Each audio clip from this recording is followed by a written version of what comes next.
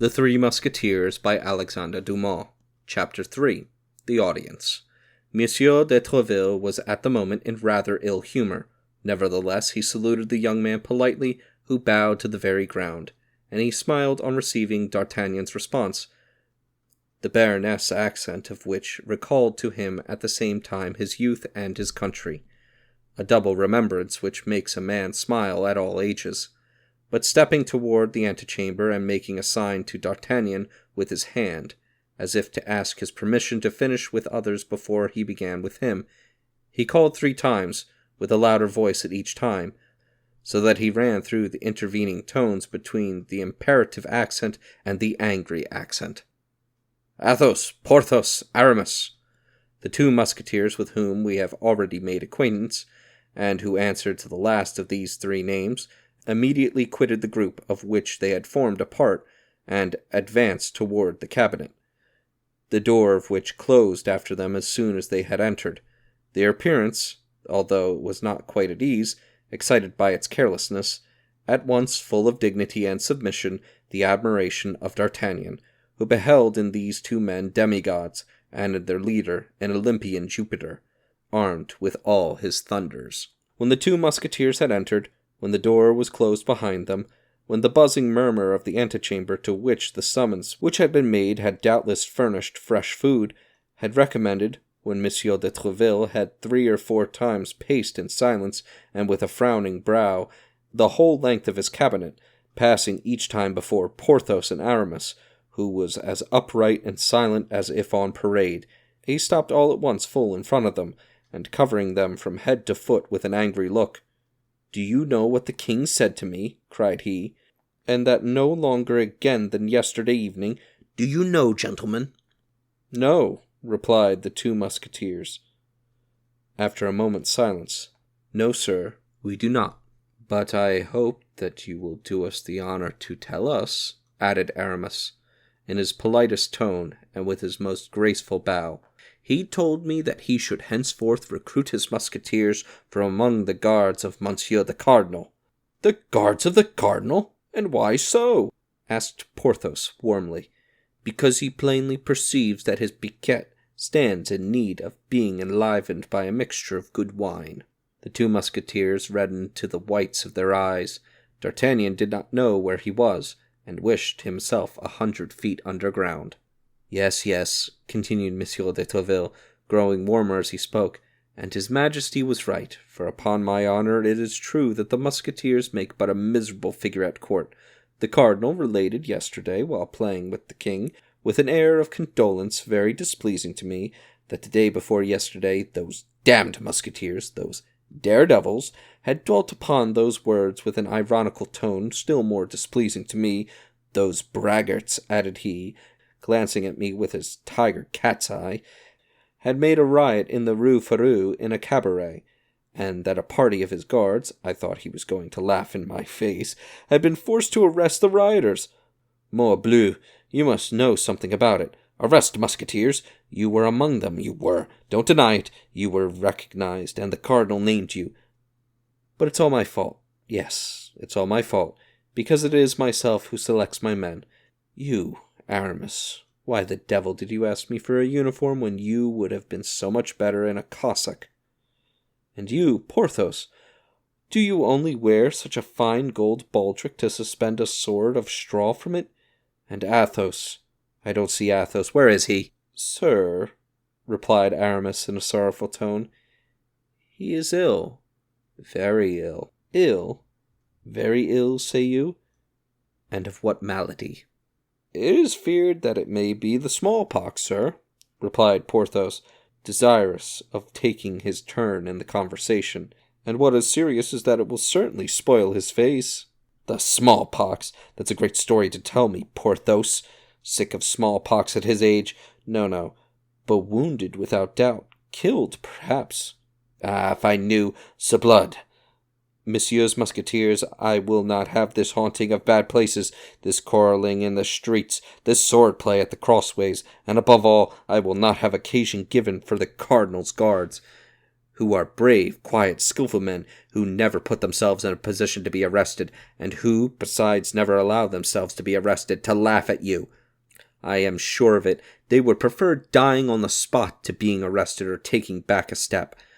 To save yourselves, to scamper away, to flee, that is good for the king's musketeers." Porthos and Aramis trembled with rage.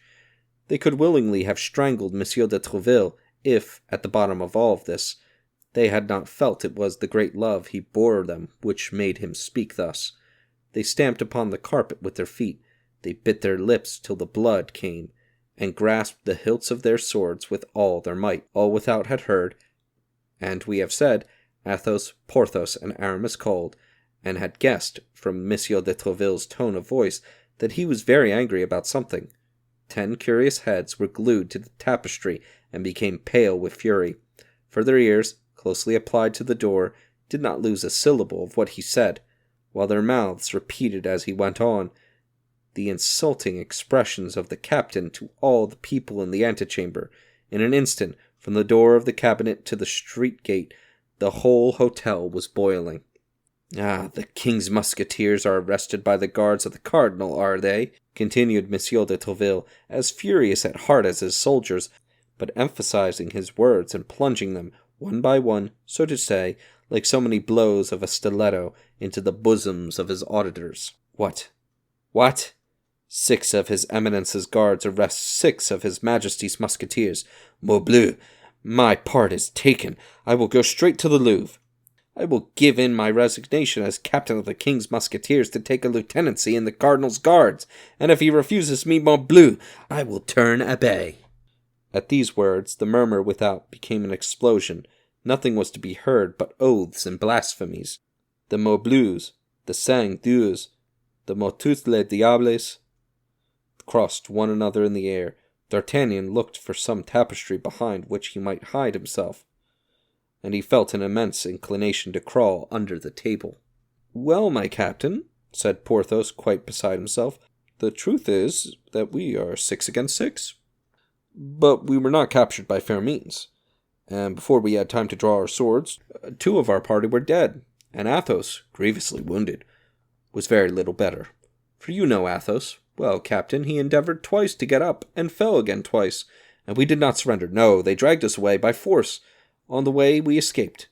As for Athos, they believed him to be dead, and left him very quiet on the field of battle, not thinking it worth the trouble to carry him away. That's the whole story.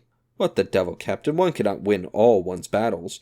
The great Pompey lost that of Pharsalia, and Francis I, who was, as I have heard say, as good as other folks, nevertheless lost the battle of Pavia. And I have the honor of assuring you that I killed one of them with his own sword," said Aramis, "for mine was broken at the first parry. Killed him, or poignarded him, sir, as is most agreeable to you." "I did not know that," replied Monsieur de Trouville in a somewhat softened tone. "The cardinal exaggerated, I perceived." "But pray, sir," continued Aramis, who, seeing his captain become appeased, ventured to risk a prayer, "do not say that Athos is wounded. He would be in despair if that should come to the ears of the king, and as the wound is very serious, seeing that after crossing the shoulder it penetrates into the chest, it is to be feared." At this instant the tapestry was raised, and a noble and handsome head, but frightfully pale, appeared under the fringe. "Athos!" cried the 2 musketeers. "Athos!" repeated Monsieur de Trouville himself. "You have sent for me, sir," said Athos to Monsieur de Trouville in a feeble yet perfectly calm voice. "You have sent for me, as my comrades inform me, and I have hastened to receive your orders. I am here. What do you want with me?" And at these words the musketeer, in reproachful costume, belted as usual, with a tolerably firm step, entered the cabinet. Monsieur de Trouville, moved to the bottom of his heart by this proof of courage, sprang toward him. "I was about to say to these gentlemen," added he, "that I forbid my musketeers to expose their lives needlessly, for brave men are very dear to the king, and the king knows that his musketeers are the bravest on earth. Your hand, Athos." And without waiting for the answer of the newcomer to this proof of affection, Monsieur de Treville seized his right hand and pressed it with all his might, without perceiving that Athos, whatever might be his self-command, allowed a slight murmur of pain to escape him, and, if possible, grew paler than he was before. The door had remained open. So strong was the excitement produced by the arrival of Athos, whose wound, though kept as a secret, was known to all. A burst of satisfaction hailed the last words of the captain, and 2 or 3 heads, carried away by enthusiasm of the moment, appeared through the openings of the tapestry. Monsieur de Treville was about to reprehend this breach of the rules of etiquette, when he felt the hand of Athos, who had rallied all his energies to contend against pain, at length overcome by it, fell upon the floor as if he were dead. "A surgeon!" cried Monsieur de Treville. "Mind, the king's the best! A surgeon! Or, s'blood, my brave Athos will die!" At the cries of Monsieur de Treville, the whole assemblage rushed into the cabinet. He was not thinking to shut the door against anyone, and all crowded round the wounded man. But all this eager attention might have been useless if the doctor so loudly called for had not chanced to be in the hotel. He pushed through the crowd, approached Athos, still insensible, and as all this noise and commotion inconvenienced him greatly, he required, as the first and most urgent thing, that the Musketeers should be carried into an adjoining chamber. Immediately Monsieur de Treville opened and pointed the way to Porthos and Aramis, who bore their comrade in their arms. Behind the group walked the surgeon, and behind the surgeon the door closed. The cabinet of Monsieur de Treville, generally held so sacred, became in an instant the annex of the antechamber. Everyone spoke, harangued, and vociferated, swearing, cursing, and consigning the cardinal and his guards to all the devils. An instant after, Porthos and Aramis re-entered, the surgeon and Monsieur de Treville alone remaining with the wounded. At length Monsieur de Treville himself returned. The injured man had recovered his senses. The surgeon declared that the situation of the Musketeer had nothing in it to render his friends uneasy, his weakness having been purely and simply caused by loss of blood. Then Monsieur de Treville made a sign with his hand, and all retired except D'Artagnan, who did not forget that he had an audience, and, with the tenacity of a Gascon, remained in his place. When all had gone out and the door was closed, Monsieur de Treville found himself alone with the young man. The event which had occurred had in some degree broken the thread of his ideas. He inquired what was the will of his persevering visitor. D'Artagnan then repeated his name, and in an instant recovering all his remembrances of the present and the past, Monsieur de Treville grasped the situation. "Pardon me," said he, smiling.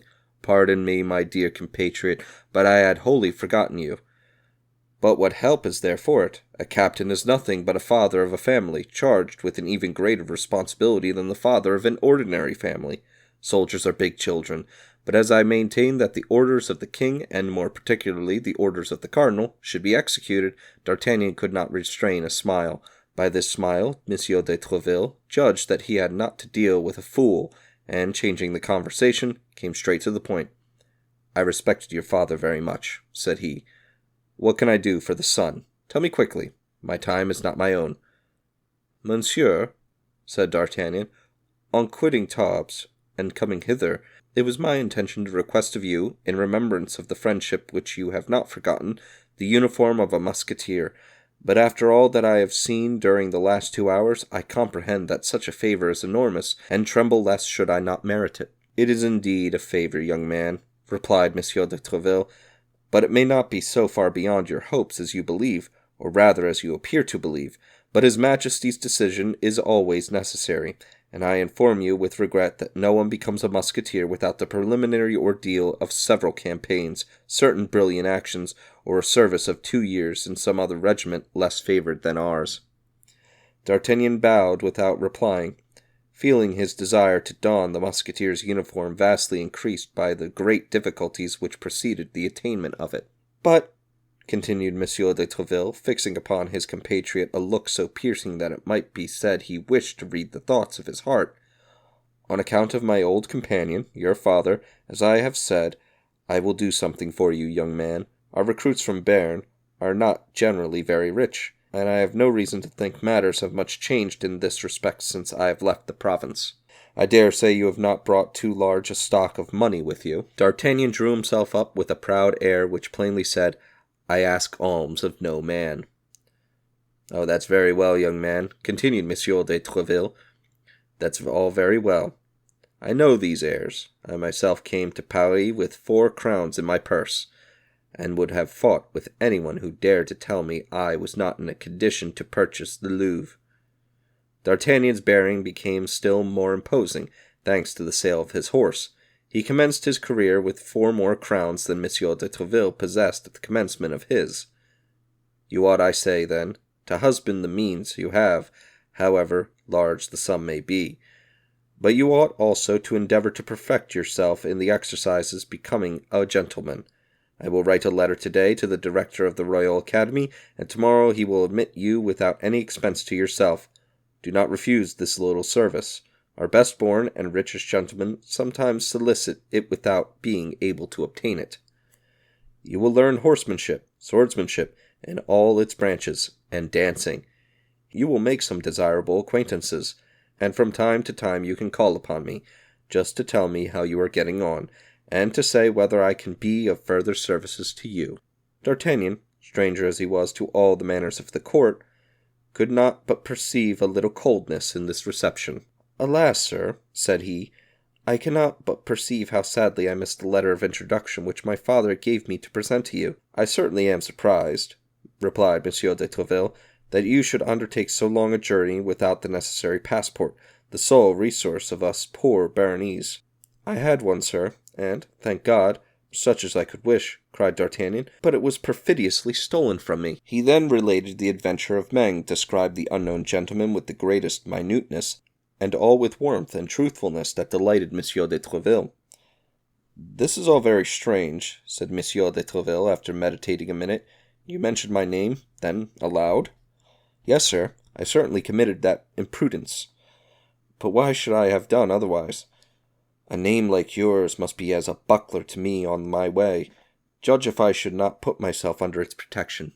Flattery was at that period very current, and Monsieur de Treville loved incense as well as a king, or even a cardinal. He could not refrain from a smile of visible satisfaction, but this smile soon disappeared, and returning to the adventure of Meung, "Tell me," continued he, "had not this gentleman a slight scar on his cheek?"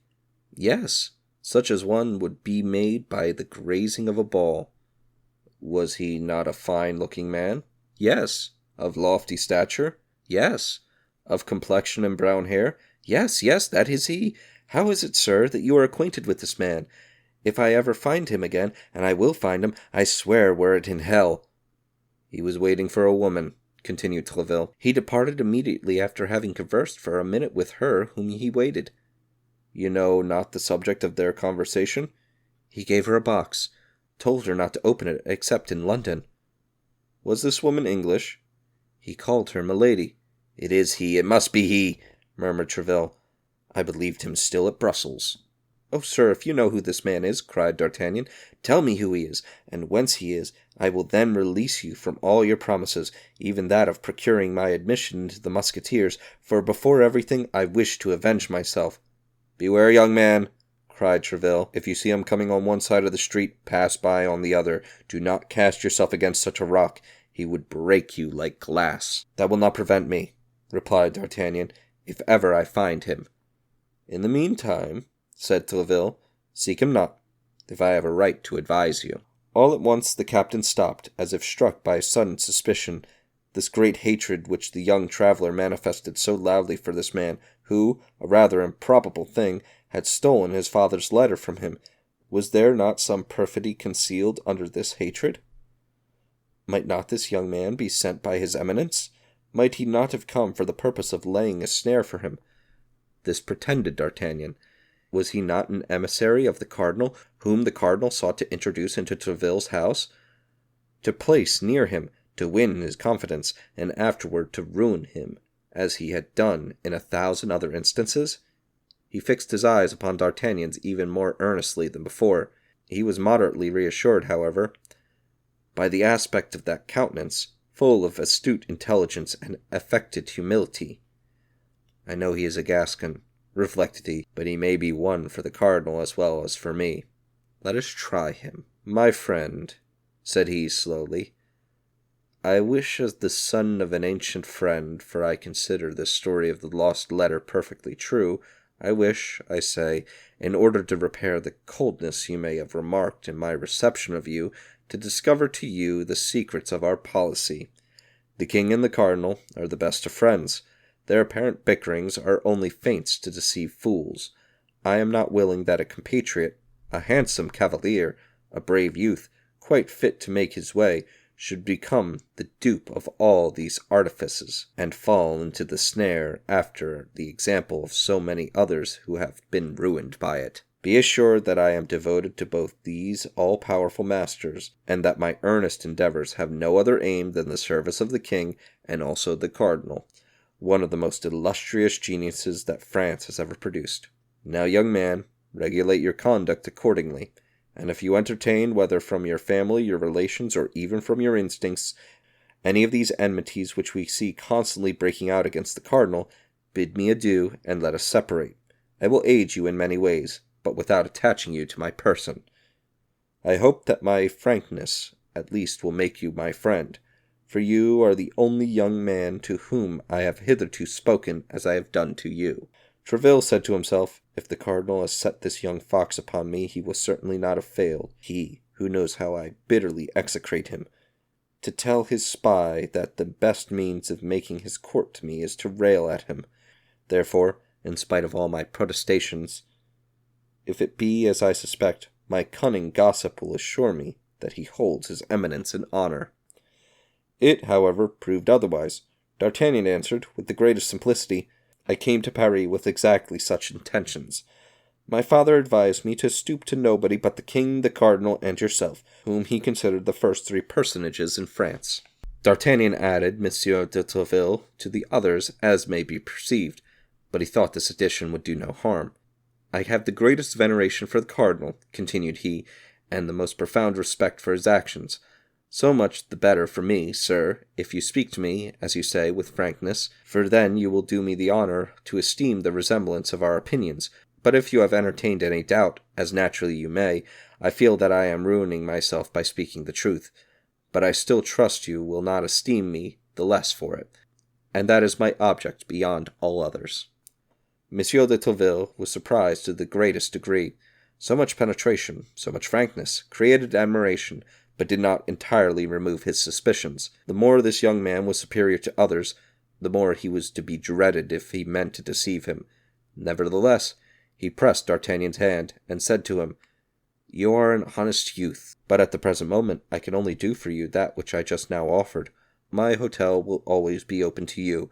Hereafter, being able to ask for me at all hours, and consequently to take advantage of all opportunities, you will probably obtain that which you desire. That is to say, replied D'Artagnan, that you will wait until I have proved myself worthy of it. Well, be assured, added he, with the familiarity of a Gascon, you shall not wait long. And he bowed in order to retire, and as if he considered the future in his own hands. But wait a minute, said Monsieur de Tréville, stopping him. I promised you a letter for the director of the academy. Are you too proud to accept it, young gentleman? No, sir, said D'Artagnan, and I will answer for it that this one shall not fare like the other. I will guard it so carefully that I will be sworn it shall arrive at its address, and woe be to him who shall attempt to take it from me. Monsieur de Tréville smiled at this flourish, and leaving his young man compatriot in the embrasure of the window, where they had talked together, he seated himself at a table in order to write the promised letter of recommendation. While he was doing this, D'Artagnan, having no better employment, amused himself with beating a march upon the window and with looking at the Musketeers, who went away, one after another, following them with his eyes until they disappeared. Monsieur de Tréville, after having written the letter, sealed it, and rising, approached the young man in order to give it to him. But at the very moment when D'Artagnan stretched out his hand to receive it, Monsieur de Tréville was highly astonished to see his protégé made a sudden spring, became crimson with passion, and rushed for the cabinet, crying, "S'blood, he shall not escape me this time." "And who?" asked Monsieur de Tréville. "He, my thief," replied D'Artagnan. "Ah, the traitor! And he disappeared." "The devil take the madman," murmured Monsieur de Tréville. Unless, added he, this is a cunning mode of escaping, seeing that he had failed in his purpose.